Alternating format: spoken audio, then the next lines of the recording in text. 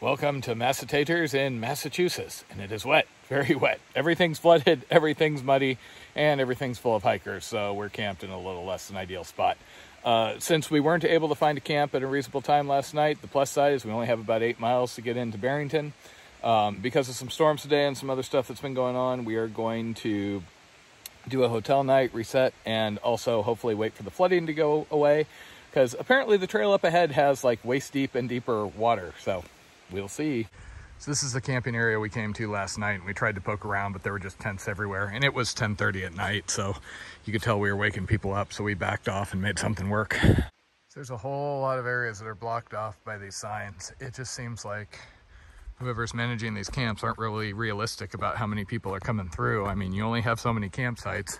You don't know how many you have till you get out here, and people got to stay somewhere. You know, you can't push on if you get here at 10:30 at night. So here we are in our not quite intended for camping, but they don't give you any other option here, spot. And we actually were looking over there last night, and then we looked and there's a dead tree right behind there. And then we were almost set up there, and then we noticed this thing. So yeah, camping, not so good. So last night, the worst of the storms mostly passed north of us. Though about 12 o'clock or midnight, we did have thunder and lightning going off right above us for a little while. Jen and I were both so tired though. You know, I woke up and I'm like, oh, look at that. And I thought, oh, I should get a video, maybe stick my head out and watch it for a while. Just too tired. We didn't get to camp till 10:30, so, you know, by the time you eat and everything, it's after 11. As usual, the forecast has proven a bit variable here. We were supposed to have rain for the entire day per the forecast yesterday or the day before. So we actually made plans to run into Barrington. Now it's quite nice. It's cool. It was been in the 60s last night. I was actually able to zip myself up in my sleeping bag for a while, which hasn't happened in weeks. And humidity has dropped down at least a little bit. Well, it's a little less icy today. Maybe the rain knocks some of it down, huh? Well, that's a little better.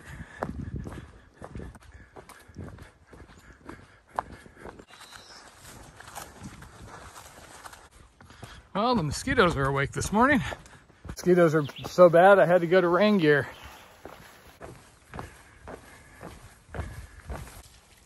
Yay. Impressive trail magic. So that was an awesome little trail magic setup. The only problem was it's 7/10 of a mile right before we were hitching into town. So timing could have been a little better. Just a bummer. Normally I would have like jumped on a hot dog and everything, but I didn't want to ruin my Mexican food. Blondie promised me Mexican food, which means nachos, burrito, beer. And now comes the great challenge. Trying to get somebody to pick up Stinky Frizz here.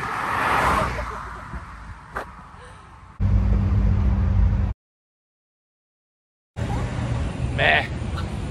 Massatators in the morning in town. I am very happy because I have coffee, I had food, I had ice cream, all the things. Also, I'm halfway clean. We are fed. We smell better than we have smelled in weeks. We've had just a little bit of beer, a reasonable amount of coffee. Good Indian food? Yeah, it's okay Indian food. I was not screaming in pain on the toilet this morning, so it was not up to proper standards for spicy Indian food. Also, that latest storm was kind of a bust, but that's okay, and it looks like it is going to be cooler, drier, and sunnier for a while, which is good because all the reports from up ahead are mud, and more mud. I think you just look kind of questionable. That's why we don't get picked up. They're like, that girl looks like she's got, you know, something going on. Oh, look at that weird hood thing. People don't wear hood things on this coast. And we are back. Nice lady picked us up after not too far. Guess it helps that we look a little cleaner today. Totally need to get a sign made that says like, hiker, need a ride, just had a shower, totally not a murder hobo, etc., etc., etc. Ah, mud. How we've missed you for these 12 hours or so. Okay, we had a small reroute down to Kellogg Road because the trail is flooded and they've closed it. But we got some beta from some people yesterday coming south saying that once they went around this bypass, their boots stayed dry. So pretty much the moment we went into the trees and got into the mud, mosquitoes started going crazy. I just had to take a bath in Picardin, basically. Sadly, the permethrin works to keep them off, But I sent my long sleeve hoodie home because it was just 2 sweat socks. Kind of figures, right? Moment I send back my hoodie, all of a sudden it's like, oh, hey, I could have kind of used that. So when it comes to mosquitoes, when they're this bad, meaning there's a good number of them and they're the aggressive sort that dive in and bite pretty much no matter what, there's a couple of different things you can do. My preference is always barrier method. So in a while here, if the spray wears down, you're going to see me wearing a rain jacket, and I have some Enlightened Equipment wind pants that are really light, but the mosquitoes can't bite through those. Only downside of that is if you're in a warm, humid area like the East Coast, you're going to sweat like crazy inside of that jacket. Works really well out in the Sierra, you know, where it's reasonably cool and all that. Then when it comes to chemical treatments, permethrin on the clothes is something I have not traditionally used. However, I see students doing that, or they get that insect shield, which is basically you send it off to a company and they treat your clothing for with permethrin. Those work pretty well as long as the clothing is covering you, you know. Even with long sleeves, often the mosquitoes will bite through on the elbows, and if you have permethrin, that can keep them from doing that. Then, of course, you have the people who are running around here using Jungle Juice 100% DEET. DEET is effective, but that's kind of a bad chemical when you come down to it. It's got all sorts of scary warnings. It isn't legal in certain countries, and it melts plastic.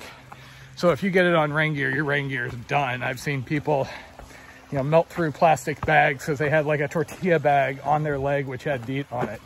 So you got to be really careful with where you treat it. And then Picardin is the one that I like to use. It's a spray. It's like DEET. It doesn't smell like DEET. It's not as harmful as DEET to humans, and it doesn't have the side effect on plastic and gear. So that's currently what I've sprayed down with. So you can see there's a bunch of mosquitoes hovering around. They're mostly, ow, staying back, except I'm also sweating like crazy, which then knocks the spray off. My go-to mosquito suit in the Sierra is Enlightened Equipment wind pants, plus a Houdini jacket, which is like a wind jacket. It's not really fully waterproof, but it keeps them off of you. And then, of course, a head net. The only reason I'm not wearing my head net now is it's buried in my pack, and I don't want to get eaten alive digging around for it. And yeah, so much for that. I'm just sweating too much. Everything I put on my skin ends up sliding off, and then I start getting bites and more bites.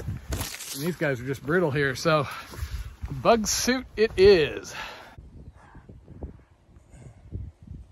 Mosquitoes are still present, but they've died down enough where I can strip down again, which is good. I had sweat just running down the inside of my rain jacket. Welcome to Ice Gulch.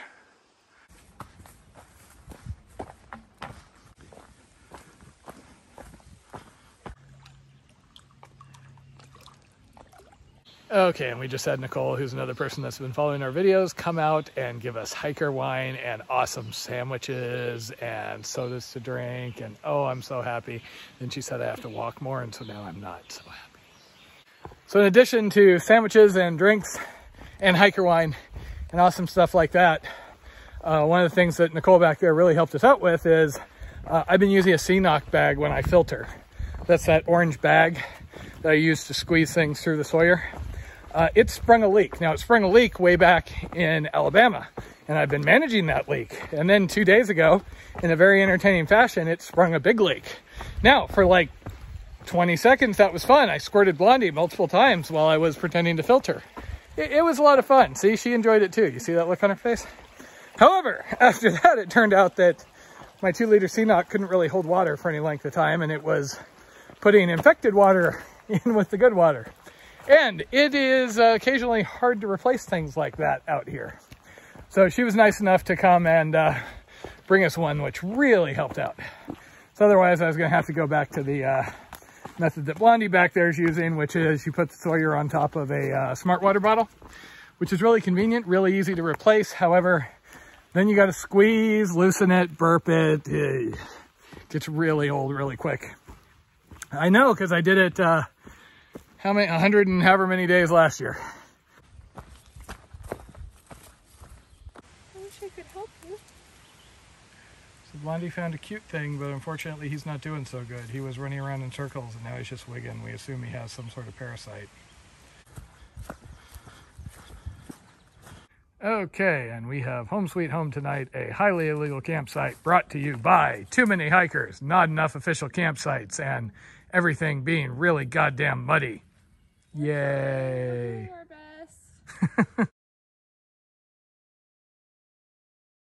Camp Massachusetts, and we are just getting moving. I'm trying very hard not to classify this state as Bullshit-Massachusetts because there's been lots of mud, there's been lots of mosquitoes, and there's camping restrictions again. So today, there's a shelter at 17 miles, and there's a shelter at 26 miles. The only thing is in between is there's some people that may let us stay in their yard. I guess it probably depends on how many people are in the area, though. I'm not really enjoying this. It's not even a matter of not wanting to stay at the group areas. It's that stuff's been really full, and there hasn't been room at the group areas. So we ended up doing things like this where we're not strictly legal where we're camping. So we were able to find a site that had obviously been used before, even though that you're not supposed to be camping in this area. I know we're in for much worse up in Vermont, but trail has been significantly muddier last couple of days. Last night we were having to pick our way, around this stuff, and it's just the moment you let your guard down, that's when you slip or your foot sinks in deep enough to get your socks wet. Good times. Whoa! Try not to get tinnitus. Oh, tetanus. Yes.